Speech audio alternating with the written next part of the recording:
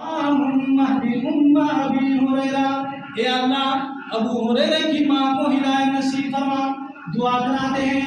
دعا کرا کر حضرت ابو ہریرہ رضی اللہ تعالیٰ عنہ گھر کی طرف آگے جا رہے ہیں.